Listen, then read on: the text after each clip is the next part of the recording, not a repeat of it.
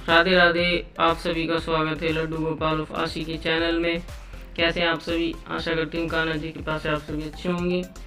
Video को पूरा देखें। अगर आपने हमारे चैनल को सब्सक्राइब नहीं किया है तो चैनल को सब्सक्राइब करें। आज की वीडियो कार्तिक मास की पावन रमा एकादशी की व्रत कथा महत्म तथा पारण का समय। तो चलिए वीडियो शुरू करते हैं। रमा एकादशी दामोदर मास यानी कार्तिक मास की कृष्ण पक्ष की एकादशी का नाम है, जो कि इस साल अक्टूबर 21, 2022 दिन शुक्रवार को मनाई जाएगी। बहुत ही शुभ संयोगों के साथ इस बार एकादशी सभी धार्मिक स्थलों और संप्रदायों में एक साथ मनाई जाएगी।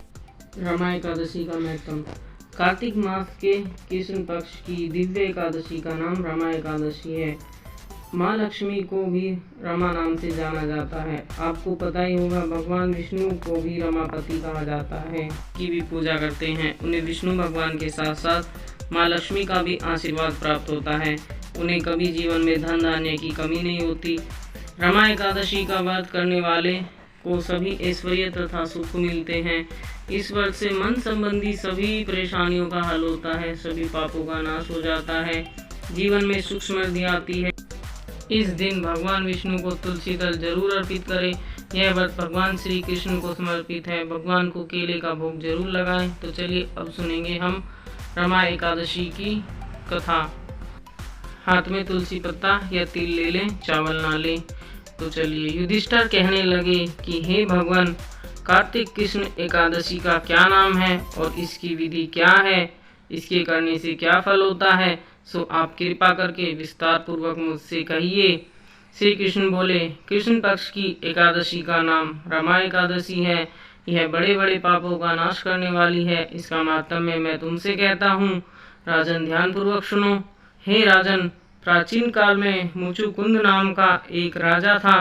उसकी इंद्र के साथ मित्रता थी और साथ साथ यम, कुबेर, वरुण तथा विभीषण के साथ भी मित्रता थी।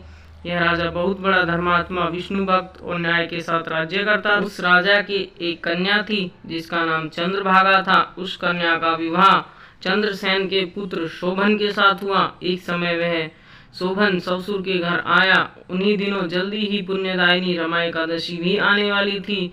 जब व्रत का दिन समीप आ गया तो चंद्रभागा को अत्यंत सोच उत्पन्न हुआ कि मेरे पति बहुत दुर्बल हैं और मेरे पिता की आज्ञा अति कठोर है। दसवीं को राजा ने ढोल बजवाकर सारे राज्य में यह घोषणा करवा दी कि एकादशी को भोजन नहीं करना चाहिए। ढोल की घोषणा सुनते ही शोभन को अत्यंत चिंता हुई और अपनी पत्नी से कहा, हे प्रिय, अब क्या करना चाहिए? मैं तो किसी प्रकार भी भूख सहन नहीं कर सकूंगा। ऐसा उपाय बतलाओ जिससे मेरे प्राण बच सकें, अन्यथा मेरे प्राण अवश्य चले जाएंगे। चंद्रभागा कहने लगी कि स्वामी, मेरे पिता के राज्य में एकादशी के दिन कोई भी भोजन नहीं करता। हाथी, घोड़ा, ऊंट, बिल्ली, गो आदि भी तृण, अन्न, जल आदि ग्रहण नहीं कर सकते। फिर मनुष्य का तो क्या ही कहना। यदि आप भोजन करना चाहते हैं तो किसी दूसरे स्थान पर चले जाएं, क्योंकि यदि आप यहाँ रहना चाहते हैं तो आपको अवश्य व्रत करना पड़ेगा। ऐसा सुनकर शोभन कहने लगा, हे प्रिय, मैं अवश्य व्रत करूंगा, जो भाग में होगा देखा जाएगा। ऐसा विचार कर उसने व्रत रख लिया। वह भूख प्यास से अत्यंत पीड़ित होने लगा। जब सूर्य नारायण अस्त हो गए और रात्रि को जागरण का समय आया, जो वैष्णव को अत्यंत हर्ष देने वाला था, परंतु शोभन को अत्यंत दुखदायी हुआ। प्रातः काल होते ही शोभन के प्राण निकल गए। तब राजा ने सुगंधित काष्ठ से उसका दाह संस्कार कराया, परंतु चंद्रभागा ने अपने पिता की आज्ञा से अपने शरीर को दग्ध नहीं किया और शोभन की अंत्येष्टि क्रिया करने के पश्चात अपने पिता के घर में ही रहने लगी। रमा एकादशी के प्रभाव से शोभन को मंद्रांचल पर्वत पर धन धान्य से युक्त तथा शत्रुओं से रहित एक सुंदर देवपुर प्राप्त हुआ। वह अत्यंत सुंदर रतन और वज्रमणि जटित स्वर्ण के खंभों पर निर्मित अनेक प्रकार की स्फटिकमणि से सुशोभित भवन में बहुमूल्य वस्त्र आभूषणों तथा छत्र व चंबर से विशोभित गंधर्व और अप्सराओं से सुशोभित सिंहासन पर आरूढ़ ऐसा लगता था मानो इंद्र विराजमान हो। एक समय मुचुकुंद के नगर में रहने वाला सोम शर्मा नाम का एक ब्राह्मण तीर्थ यात्रा करता हुआ घूमता घूमता उधर जा निकला। उसने शोभन को पहचान कर, यह तो राजा का जमाई शोभन है, उसके निकट गया। शोभन भी उसको पहचान कर अपने आसन से उठकर उसके पास आया और प्रणाम आदि करके कुशल प्रश्न किया। ब्राह्मण ने कहा, राजा मुचुकुंद और आपकी पत्नी चंद्रभागा कुशल से हैं। नगर में भी सब प्रकार कुशल है, परंतु हे राजन, हमको अत्यंत आश्चर्य हो रहा है। आप अपना वृत्तांत कहिए कि ऐसा सुंदर नगर जो कभी न देखा न सुना, आपको किस प्रकार प्राप्त हुआ। तब शोभन बोला कि कार्तिक कृष्ण रमा एकादशी का व्रत करने से मुझे यह नगर प्राप्त हुआ है, परंतु यह स्थिर है, यह स्थिर हो जाए ऐसा उपाय कीजिए। ब्राह्मण कहने लगा, हे राजन, यह स्थिर क्यों नहीं है और कैसे स्थिर हो सकता है, यह आप बताइए, फिर मैं असमय वह उपाय करूँगा। मेरी इस बात को आप मिथ्या न समझिए। शोभन कहने लगा, मैंने इस बात को श्रद्धा रहित होकर किया, अतः यह सब कुछ अस्थिर है। यदि आप मुचुकुंद की कन्या चंद्रभागा को यह सब वृत्तांत कहें तो यह स्थिर हो सकता है। ऐसा सुनकर उस श्रेष्ठ ब्राह्मण ने अपने नगर में लौटकर चंद्रभागा से सब वृत्तांत कहा। ब्राह्मण के वचन सुनकर चंद्रभागा बड़ी प्रसन्नता के साथ ब्राह्मण से कहने लगी, हे ब्राह्मण, यह सब बातें आपने प्रत्यक्ष से देखी हैं या स्वप्न की बात कर रहे हो।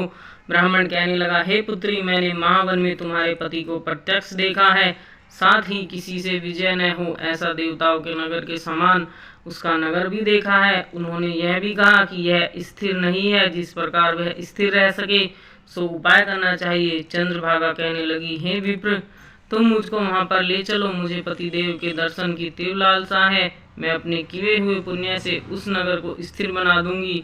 आप ऐसा कार्य कीजिए जिससे हमारा संयोग हो, क्योंकि वियोगी को मिलना देना महान पुण्य है। सोम शर्मा यह बात सुनकर चंद्रभागा को साथ लेकर मंदरांचल पर्वत के समीप वामदेव ऋषि के आश्रम में गया।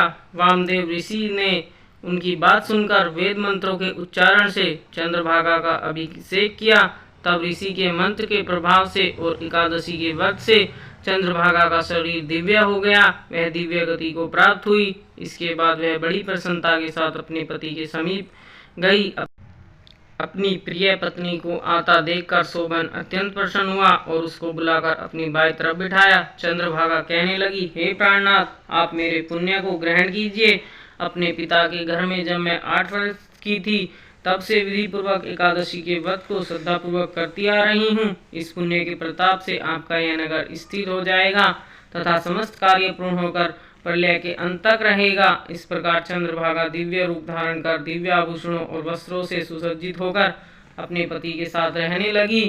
हे राजन, यह मैंने रमा एकादशी का महत्व कहा। जो मनुष्य इस व्रत को करते हैं उनको ब्रह्म हत्या आदि समस्त पाप नष्ट हो जाते हैं। कृष्ण पक्ष और शुक्ल पक्ष दोनों की एकादशी समान है, इनमें कोई भेदभाव नहीं है।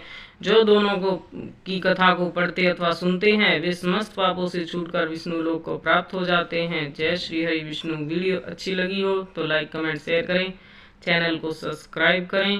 राधे राधे, धन्यवाद। ओम नमो भगवते वासुदेवाय नमो मंत्र का जाप करें। राधे राधे।